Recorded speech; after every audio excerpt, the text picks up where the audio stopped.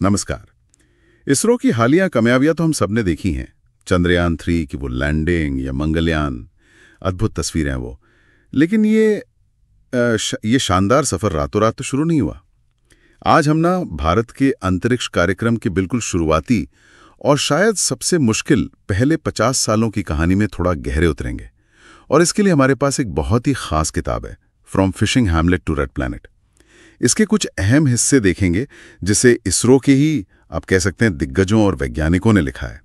हमारा मकसद ये समझना है कि भाई कैसे केरल के एक छोटे से मछली पकड़ने वाले गांव थुम्बा से शुरुआत हुई और इसरो आज दुनिया की टॉप स्पेस एजेंसीज में शामिल हो गया है।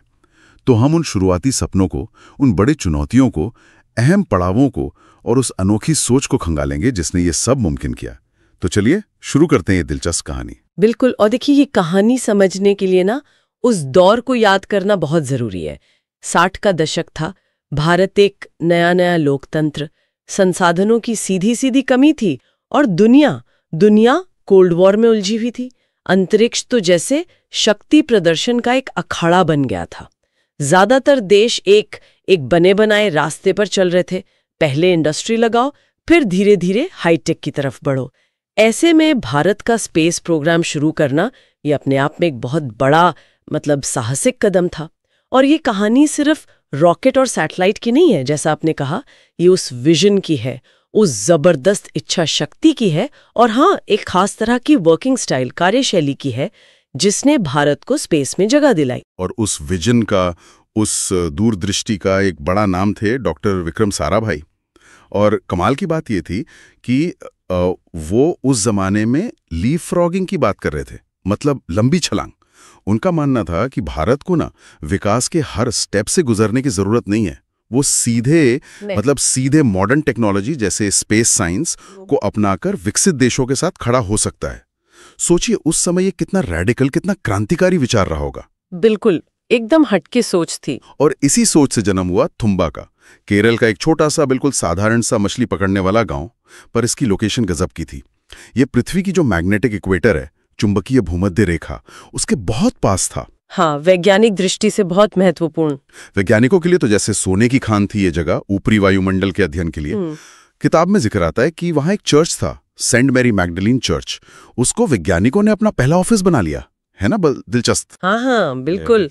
शुरुआती दिनों की वो तस्वीरें हैं जहां वो चर्च ही उनका ऑफिस, उनका वर्कशॉप, सब कुछ था। और पहला रॉकेट लॉन्च 21 नवंबर 1963, एक अमेरिकी नाइकी अपाचे साउंडिंग रॉकेट था वो। और इसके लिए मदद भी मिली थी अंतर्राष्ट्रीय वैज्ञानिकों से, जैसे फ्रांस के प्रोफेसर जैक्स ब्लैमोंट जी, उनका काफी योगदान रहा। तो ये थी भारत के अंतरिक्ष सपने की, कह सकते हैं, पहली उड़ान, एक छोटे रॉकेट से शुरुआत। लेकिन जो बात मुझे सबसे ज्यादा अनोखी लगी ना, वो ये कि साराभाई का ध्यान सिर्फ रॉकेट उड़ाने पर नहीं था। ये आपने भी इशारा किया, वो शुरू से ही इस टेक्नोलॉजी को आम आदमी की जिंदगी से जोड़ना चाहते थे, उसे बेहतर बनाने के लिए। उनका सपना था कि सैटेलाइट के जरिए शिक्षा, जानकारी देश के कोने कोने तक पहुंचे, खासकर गांव में। यहीं से वो साइट, यानी सैटेलाइट इंस्ट्रक्शनल टेलीविजन एक्सपेरिमेंट जैसे बड़े महत्वाकांक्षी प्रयोग का बीज पड़ा। हाँ, साइट बहुत महत्वपूर्ण था।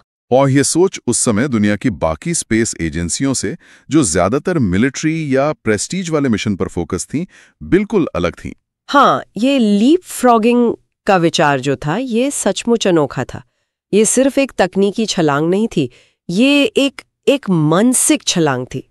ये विश्वास कि भारत अपनी जरूरत के हिसाब से अपना रास्ता खुद बना सकता है। और जहां तक थुम्बा की बात है, तो उस मैग्नेटिक इक्वेटर के पास होने का साइंटिफिक महत्व बहुत ज्यादा था। वहां इक्वेटोरियल इलेक्ट्रोजेट का अध्ययन हो सकता था। इसे आप ऐसे समझें कि ऊपरी वायुमंडल में ना बिजली की एक बहुत शक्तिशाली नदी बहती है। अच्छा। हाँ, और उसका अध्ययन स्पेस वेदर और कम्युनिकेशन को समझने के लिए बहुत जरूरी है। और जैसा आपने कहा, शुरू से ही एप्लीकेशंस पर जोर देना, अनुप्रयोगों पर, ये इसरो की पहचान बन गया। ये सिर्फ एक साइंटिफिक प्रोग्राम नहीं था, ये शुरू से ही एक सामाजिक आर्थिक विकास का टूल भी था। इसने इसरो को एक मजबूत आधार दिया, एक दिशा दी। तो ठीक है, बुनियाद पड़ गई, सपना देखा गया। अब जरूरत थी औजारों के, मतलब रॉकेट और सैटेलाइट्स के। तो शुरुआती सफर शुरू हुआ साउंडिंग रॉकेट से, रोहिणी सीरीज जैसे। ये छोटे रॉकेट थे वायुमंडल के अध्ययन के लिए। किताब में RH-75 का जिक्र है, भारत का पहला स्वदेशी रॉकेट। हाँ, छोटा सा लेकिन अपना। बिल्कुल, भले ही छोटा था पर आत्मनिर्भरता की दिशा में ये एक बहुत बहुत अहम कदम था। सोचिए जरा उस टीम का जोश जिसने इसे बनाया होगा। यकीनन वो पहला कदम हमेशा खास होता है। फिर बारी आई बड़े लॉन्च व्हीकल्स की, यानी प्रक्षेपण यानों के। इनमें पहला बड़ा नाम है SLV-3, सैटेलाइट लॉन्च व्हीकल 3। और इसका नेतृत्व कौन कर रहे थे? डॉक्टर APJ अब्दुल कलाम जी, कलाम साहब। 1980 में इसकी सफर उड़ान ने भारत को उन गिने चुने देशों के क्लब में खड़ा कर दिया जो अपना सैटेलाइट खुद लॉन्च कर सकते थे। ये एक बहुत बड़ी उपलब्धि थी। किताब में बताया गया है कि कैसे इस प्रोजेक्ट ने युवा इंजीनियरों में एक जुनून, एक जज्बा भर दिया था। हाँ, वो SLV-3 की सफलता एक टर्निंग पॉइंट था इसरो के लिए। इसके बाद आया इसरो का असली workhorse, PSLV, polar satellite launch vehicle. ये नाम उसे यूं ही नहीं मिला, इसकी जो विश्वसनीयता है, रिलायबिलिटी, वो बेमिसाल है। बिल्कुल, इसरो का सबसे भरोसेमंद रॉकेट। इसी रॉकेट ने भारत के सबसे जाने माने मिशंस जैसे चंद्रयान 1 और मंगलयान MOM को पृथ्वी की कक्षा से बाहर भेजा। जाहिर है, जब आप अरबों रुपए का सैटेलाइट अंतरिक्ष में भेज रहे हों तो आप एक भरोसेमंद रॉकेट ही चाहेंगे, और PSLV ने यह भरोसा बार बार जीता है। इसकी सक्सेस रेट दुनिया के बेस्ट रॉकेट्स में गिनी जाती है। और फिर है GSLV, geosynchronous satellite launch vehicle. ये भारी कम्युनिकेशन और मौसम सैटेलाइट्स को पृथ्वी से लगभग 36,000 किलोमीटर ऊपर जियोसिंक्रोनस ऑर्बिट में पहुंचाने के लिए जरूरी है। हाँ, वो ऑर्बिट जहां सैटेलाइट पृथ्वी के साथ घूमता है और जमीन से देखने पर एक ही जगह स्थिर लगता है। बिल्कुल, टीवी ब्रॉडकास्टिंग, कम्युनिकेशन के लिए ये ऑर्बिट बहुत जरूरी है। लेकिन GSLV के लिए चाहिए थी क्रायोजेनिक इंजन टेक्नोलॉजी। हाँ, वो सबसे मुश्किल हिस्सा था। ये वो तकनीक है जिसमें बेहद ठंडे तापमान पर, मतलब oxygen -183 degree Celsius, hydrogen -253 degree Celsius, इतने ठंडे तरल ईंधन का इस्तेमाल होता है। इसे बनाना संभालना बहुत मुश्किल है। बिल्कुल, एक्सट्रीम इंजीनियरिंग है वो। किताब बताती है कि ये क्रायोजेनिक तकनीक हासिल करना इसरो के लिए एक बहुत बड़ी चुनौती थी, मतलब पहाड़ जैसा काम। शुरुआत में रूस के साथ एक समझौता हुआ था, लेकिन फिर कुछ अंतर्राष्ट्रीय दबाव आए, वो समझौता पूरा नहीं हो पाया। हाँ, वो टेक्नोलॉजी डिनायल वाला दौर था। इसने भारत को मजबूर किया कि वो ये जटिल टेक्नोलॉजी खुद बनाए, स्वदेशी। कई शुरुआती असफलताएं भी मिली, लेकिन आखिरकार इसरो ने स्वदेशी क्रायोजेनिक इंजन और स्टेज बनाने में सफलता हासिल कर ली। ये आत्मनिर्भरता की एक शानदार मिसाल है। सही कहा, ये इसरो की दृढ़ता को दिखाता है, हार ना मानने वाली स्पिरिट। अच्छा, रॉकेट तो बन गए, अब उन पे ले जाने के लिए सैटेलाइट भी तो चाहिए। भारत का पहला सैटेलाइट था आर्यभट्ट, 1975 में लॉन्च हुआ, सोवियत संघ की मदद से। हाँ, हमारा पहला कदम अंतरिक्ष में। इसकी कहानी भी कम मजेदार नहीं। कहते हैं शुरू में इसका बजट सिर्फ 30 लाख रुपए आंका गया था। अच्छा, सिर्फ 30 लाख? हाँ, लेकिन असल लागत आई 3 करोड़ रुपए, मतलब 10 गुना ज्यादा। जरा सोचिए, उस शुरुआती दौर में इतने बड़े बजट जंप को संभालना कितना मुश्किल रहा होगा।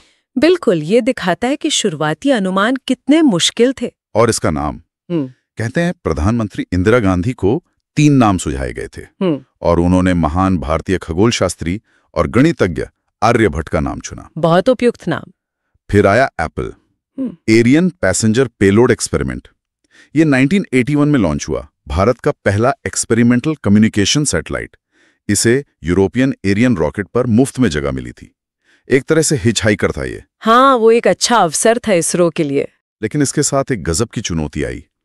लॉन्च के बाद इसके 2 सोलर पैनल थे, उनमें से एक खुला ही नहीं। अरे, तो मतलब आधी पावर? हाँ, बिल्कुल, आधी बिजली। अब मिशन कैसे पूरा होता है? पर इसरो की टीम ने हार नहीं मानी।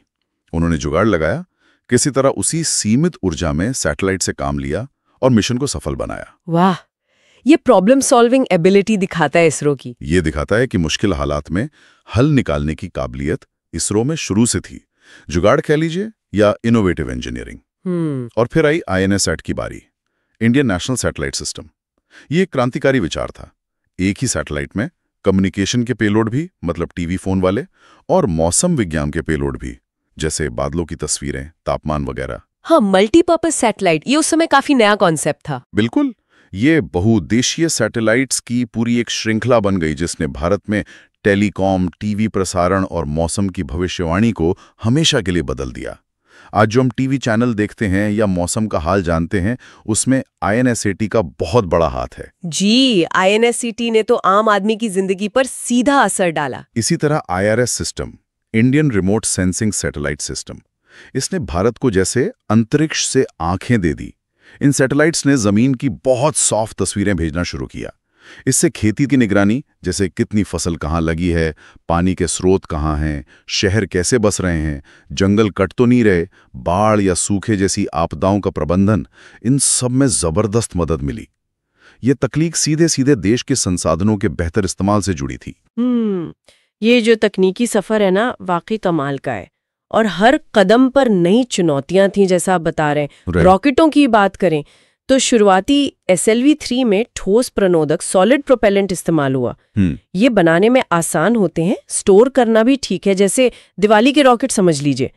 लेकिन इनसे ताकत सीमित मिलती है और एक बार जलना शुरू हो गया तो आप उसे कंट्रोल नहीं कर सकते। अच्छा। हाँ, फिर PSLV और GSLV जैसे ज्यादा ताकतवर रॉकेटों के लिए लिक्विड प्रोपेलेंट इंजन चाहिए थे, तरल प्रणोदक वाले। अच्छा। इन्हें आप जरूरत के हिसाब से चालू या बंद कर सकते हैं, उनकी ताकत को कम ज्यादा कर सकते हैं। ये सैटेलाइट को एकदम सटीक ऑर्बिट में डालने के लिए जरूरी है। और PSLV और GSLV में इस्तेमाल होने वाला जो शक्तिशाली विकास इंजन है, वो असल में फ्रांस के साथ एक टेक्नोलॉजी ट्रांसफर समझौता हुआ था, SEP समझौता, उसका नतीजा है। ओह अच्छा, तो वहां से मदद मिली थी। हाँ, ये दिखाता है कि इसरो ने जरूरत पड़ने पर अंतर्राष्ट्रीय सहयोग का भी समझदारी से इस्तेमाल किया, वो दरवाजे बंद नहीं रखे। और सैटेलाइट्स की तकनीक? सैटेलाइट्स में भी तकनीक लगातार बेहतर हुई। आर्यभट्ट जैसे शुरुआती सैटेलाइट्स स्पिन स्टेबलाइज्ड थे, मतलब वो अपनी धुरी पर घूमते हुए स्टेबल रहते थे, जैसे लट्टू घूमता है ना। हाँ। लेकिन इससे क्या होता था कि उनके कैमरे या एंटेना लगातार पृथ्वी की तरफ पॉइंट नहीं कर पाते थे। बाद के जो INSAT और IRS जैसे कॉम्प्लेक्स सैटेलाइट थे, वो 3 एक्सिस स्टेबलाइज तकनीक पर आधारित थे। इसे ऐसे समझें कि जैसे कोई कैमरा ट्राइपॉड पे लगा हो, वो हिलता नहीं और लगातार अपने टारगेट पर फोकस रहता है। समझ गया। ये तकनीक ज्यादा मुश्किल थी, पर कम्युनिकेशन और रिमोट सेंसिंग के लिए जरूरी थी। और जैसा आपने बताया, क्रायोजेनिक तकनीक, उसमें महारत हासिल करना तो एक बहुत बड़ी बाधा पार करने जैसा था। उसमें न सिर्फ वो एक्सट्रीम ठंडे तापमान संभालने होते हैं, बल्कि बहुत शक्तिशाली टर्बो पंप और कंबस्टन चैम्बर बनाने पड़ते हैं। कई असफलताएं भी मिली, जैसे GSLV D3 की विफलता। उसके बावजूद इसरो का इसे स्वदेशी रूप से विकसित कर लेना, ये न सिर्फ तकनीकी बल्कि स्ट्रेटेजिक रूप से भी एक मील का पत्थर था। इसने भारत को भारी सैटेलाइट लॉन्च करने में आत्मनिर्भर बना दिया। तो ये पूरी यात्रा ना एक क्रमिक विकास की कहानी है और हर मिशन से सीखने की कहानी है। और ये सब सिर्फ इंजीनियरों और वैज्ञानिकों की मेहनत नहीं थी, इसके पीछे था एक मजबूत, एक दूरदर्शी नेतृत्व। डॉक्टर साराभाई ने सपना देखा तो प्रोफेसर सतीश धवन ने उस सपने को हकीकत में बदलने के लिए इसरो को एक संस्थागत, एक इंस्टीट्यूशनल ढांचा दिया। हाँ, प्रोफेसर धवन का रोल बहुत बड़ा है। जब 1972 में धवन इसरो के चेयरमैन बने, तब कार्यक्रम थोड़ा बिखरा हुआ सा था।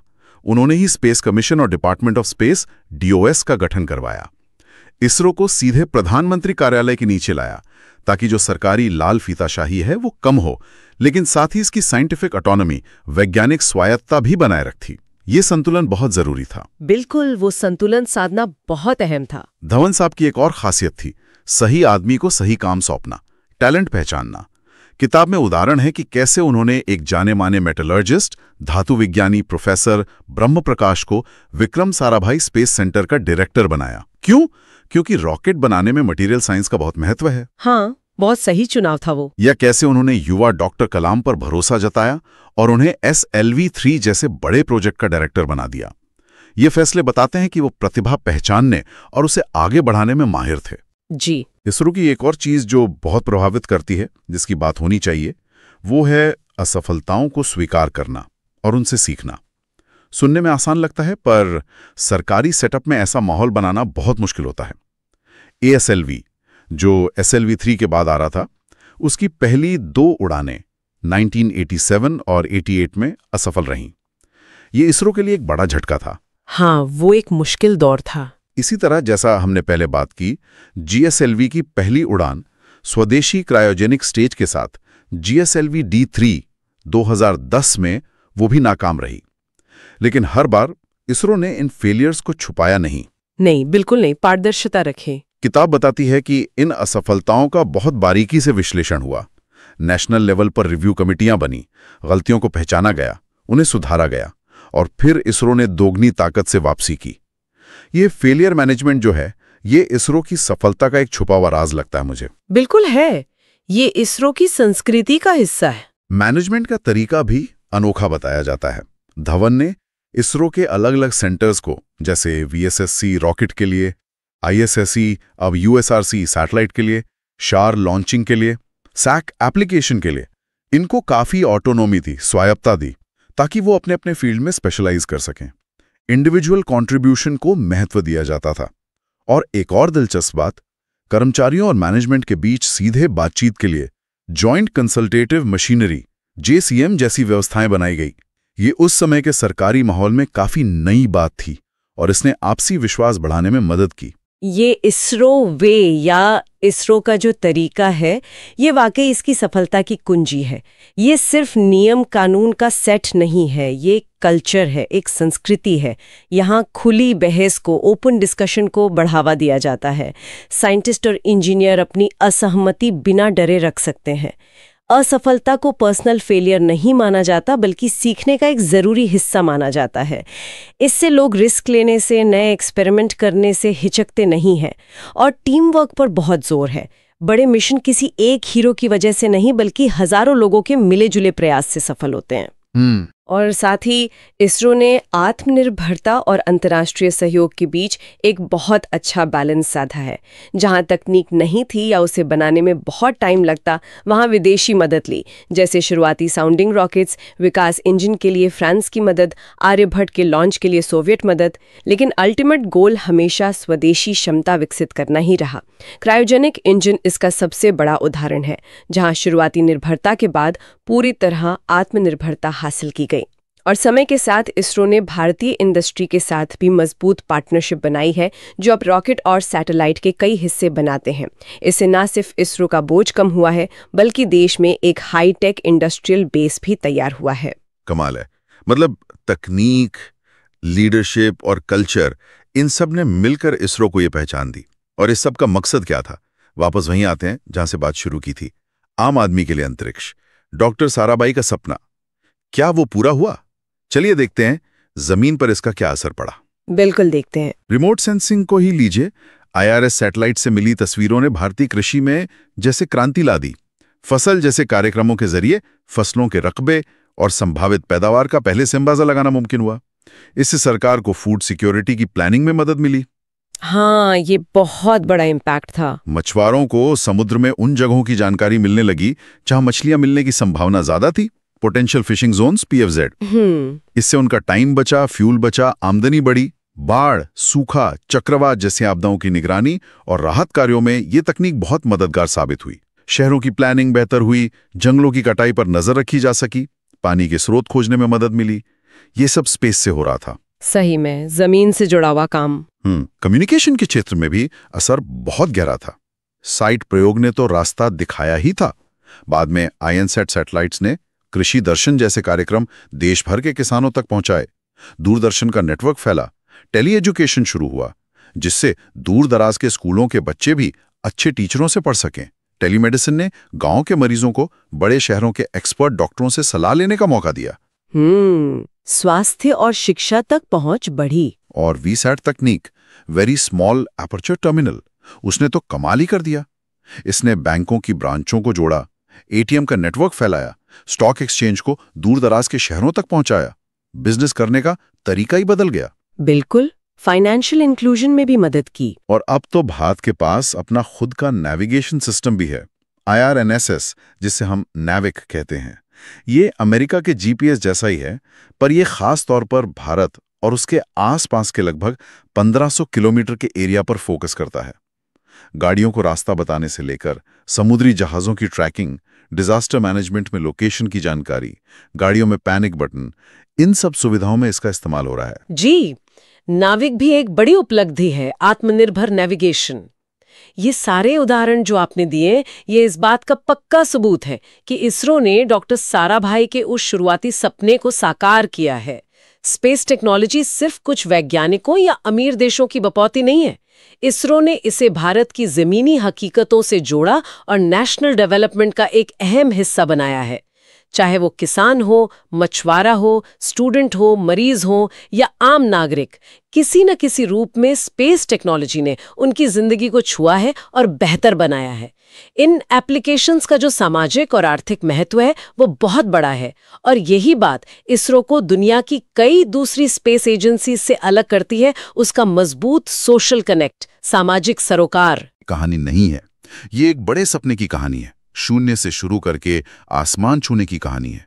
ये मुश्किल हालात में रास्ता बनाने की, असफलताओं से सीखकर और मजबूत होने की, और एक ऐसी अनोखी कार्य संस्कृति बनाने की कहानी है जहां टीम वर्क और राष्ट्रीय लक्ष्य सबसे ऊपर हैं।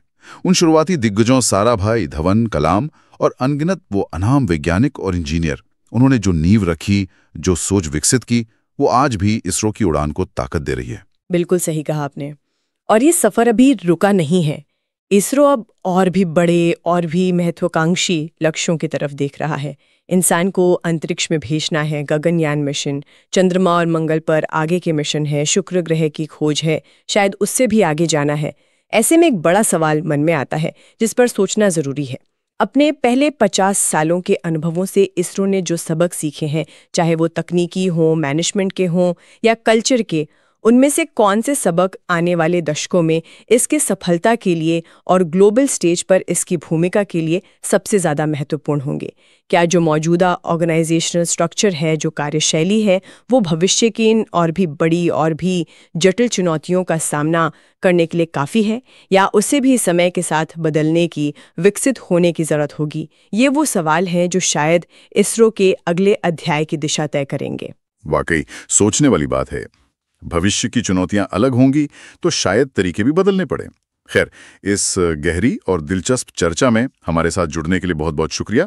उम्मीद है श्रोताओं को भी इसरो के इस सफर को समझने में मजा आया होगा। धन्यवाद।